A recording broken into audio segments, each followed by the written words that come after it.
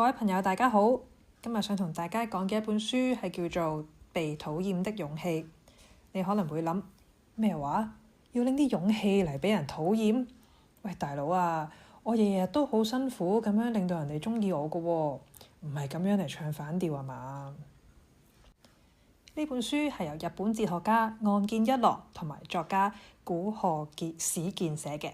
岸見一郎係研究心理學同埋哲學嘅高手，而古賀史健呢就係最叻將一啲好深奧嘅哲學寫成人人都睇得明嘅文章，所以兩個人一拍即合，將阿德勒心理學呢個原本都幾深奧嘅概念，瞬間就變成好似大排檔一樣咁親民嘅東西啦。講到底，呢本書最核心嘅其實就係一句説話：人生點解會咁辛苦嘅？其實咪就係因為你太想人哋鍾意你咯。呢一句説話絕對就係一巴一巴咁打落去嗰啲討好型人格嗰度，亦即係我呢啲咁嘅人。舉個簡單嘅例子啊，有一日我着咗條碎花裙返工，覺得自己着得好靚，好開心。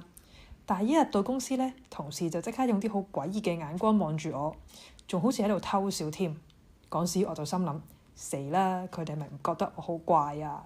咁樣好尷尬喎，我咪着得好樣衰啊！我以後都係唔敢着啦。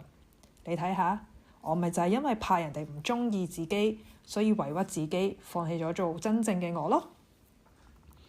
阿德勒心理學喺呢個時候就會同我講：喂，大佬，佢哋點睇你係佢哋嘅事，你鍾意點着係你嘅事，關佢哋咩事啊？真正嘅自由就係你夠膽面對人哋唔鍾意你嘅風險，坦然去接受呢個世界冇可能人人都鍾意你嘅呢個事實。書入面最出名嘅其中一個觀點呢，就係課題分離。講白啲就即係你嘅問題係你嘅問題，我嘅問題係我嘅問題，唔使成日都為其他人嘅情緒負責任。舉多個例子，我朋友嘅媽咪日日都同我朋友講：女啊，你一定要讀好啲書，只有揾份人工高嘅工。阿媽讀書唔叻，揾錢唔多，我下半世嘅幸福呢，靠晒你㗎啦。結果搞到我朋友日日都好焦慮，夜晚又瞓得唔好，想努力讀書根本就冇精神。結果中學畢業之後，淨係揾到份好普通嘅文職工作，而且人工都唔算好高，所以成日都好自責。嗱，呢個時候阿德勒心理學就會話俾我哋知，呢個係阿媽嘅課題，唔係我朋友嘅課題。佢阿媽嘅幸福感唔應該係由我朋友去負責，阿媽嘅人生要點過係阿媽話事，唔應該係由我嘅朋友去負責。書入面仲有另外一個觀點，就係話唔好生活喺人哋嘅期望入邊。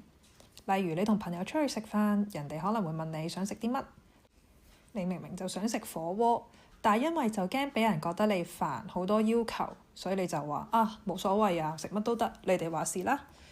最後班朋友可能會叫咗你最唔鍾意食嘅嘢，例如壽司或者雲吞麵。你一路食，可能就一路喺度諗：點解自己唔早啲出聲啊？點解唔夠膽同佢哋講啊？點解唔話俾佢知真係想食火鍋啊？就算俾班朋友笑你鍾意食火鍋，鍾意到係成個火鍋狂人咁又點啫？至少你講咗出嚟，表達咗你嘅意見，輕鬆自在一啲啊，係咪？再舉多一個職場例子，你老細成日都叫你幫手做額外嘅工作，你心入面其實明明就好唔想、好唔情願，但係把口呢又會話：得㗎啦，老細，我一定幫你搞掂佢。結果壓力爆棚，日日都有好多內心小劇場。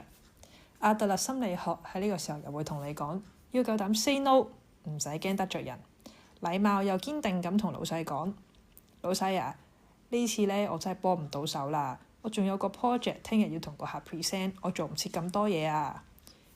夠膽拒絕，先唔會日日逼爆自己。到底有啲咩人係適合睇呢本書呢？